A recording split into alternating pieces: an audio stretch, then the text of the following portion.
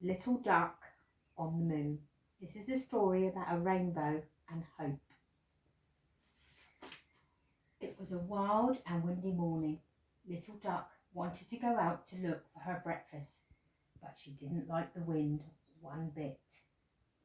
She waited and waited, but the winds just kept on blowing. "I shall have to go out," said Little Duck at last, for she was very hungry. She stepped cautiously out of her nest, but at that very moment a furious gust of wind swept Little Duck out off her feet and up into the air. "Help!" she cried. Little Duck tried to fly back down to the ground, but the strong wind carried her higher and higher, tossing her round and round until she was quite dizzy. There she goes, up in the wind. In no time at all, she was above the clouds, drifting further and further from the world below. The pond and the trees grew smaller and smaller until Little Duck could not see them at all. Suddenly, she began to fall, but Little Duck didn't fall backwards towards the blue earth. She fell towards the moon. Little Duck landed on the moon with a bump. She picked herself up, shook off the moon dust, and wondered what to do next. There did not seem to be any ponds on the moon. Just then, Little Duck heard a toot-toot behind her. She turned around to see the man in the moon and his dog, Wig-Wag. "Hello," said the man in the moon. "For a moment, we thought you were a broken promise." "I'm not a broken promise. I'm Little Duck," she said, "and I don't know how I shall ever get home again. It looks too far to fly." "Well, we'll worry about that later," said the man in the moon. "First, let's go and have some breakfast. Then we've got 23 rainbows to make from all of these broken promises." At the mention of breakfast, Little Duck remembered how hungry she was. She jumped straight into the man in the moon's car.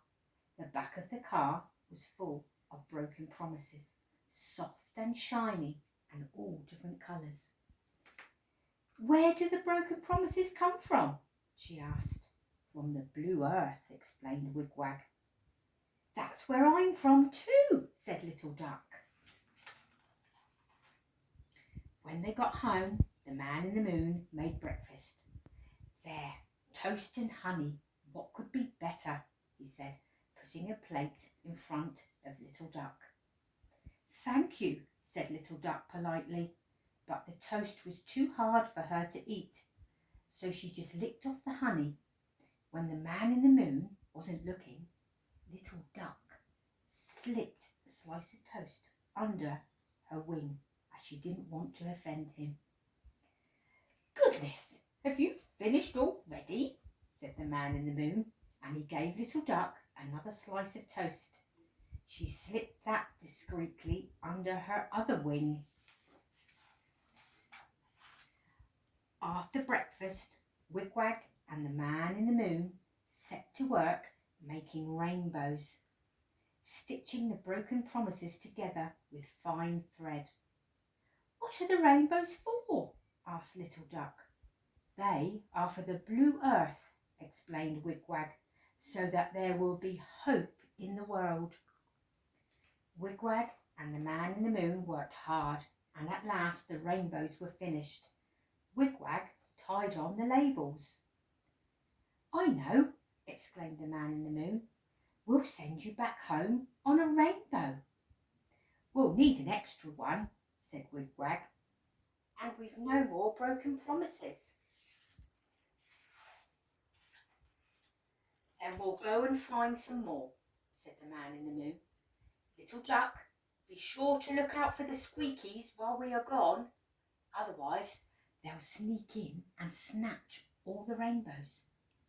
When Wig-Wag and the man in the moon had gone, Little Duck did her best to watch out for the squeakies. But it had been a very busy morning, and her eyes kept closing. She had just dozed off when squeaky laughter woke her up with a start. "Stop!" shouted Little Duck. "Stop! You mustn't take the rainbows. You mustn't, or there will be no hope in the world." But the squeakies took no notice. They were running for the door. Little Duck saw that her only chance was to get there before them. She jumped up and ran across the table as fast as she could. Then, with a tremendous leap, she landed at the door in front of the squeakies.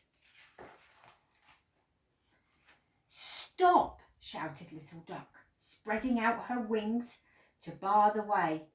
As Little Duck lifted up her wings, out fell the pieces of toast. The squeakies stopped in their tracks. Dropping the rainbows, they sniffed the toast, and then they began to nibble at it. Soon they had gobbled up both slices and ran off giggling. "Were those the squeakies?" asked the man in the moon, who had just returned. "Thank goodness they didn't take the rainbows. Well done, Little Duck." "I think they just wanted some breakfast," said Little Duck. "Maybe if you leave out toast for them, they'll leave your rainbows alone." Soon Little Duck's rainbow was finished. The man in the moon wrote a special label for it and Wigwag tied it on. Then they carried all the rainbows outside. The man in the moon lifted each rainbow into the air and let it float gently away towards the beautiful blue earth. There they go, there's all the rainbows towards the earth. Little Duck balanced herself on top of the last rainbow and held on tight. The man in the moon lifted up the rainbow and gave it a little push as he let go. "Bye-bye," said the man in the moon and Wigwag. "Goodbye," said Little Duck, "and thank you." Little Duck's rainbow floated slowly away from the moon towards the earth. As it drifted down, the rainbow slowly grew larger and larger, shimmering with all different colours. Soon it was a huge arch, and Little Duck was just a tiny speck on the top. When the clouds parted, Little Duck could see familiar green fields and woods far below. As she got closer, she saw the pond where she lived at the end of the rainbow. There's her pond at the end of the rainbow. Little Duck flapped her wings a few times. Then she slid down the rainbow and splashed into the pond. Happily, she bobbed under the water to wash off the moon dust. Then Little Duck ate her breakfast at last. When Little Duck looked up into the sky again, she saw that the rainbow had disappeared. But Little Duck knew that her friends on the moon would be busy making more to give the whole world hope. That's the end of our story. Bye. Thank you.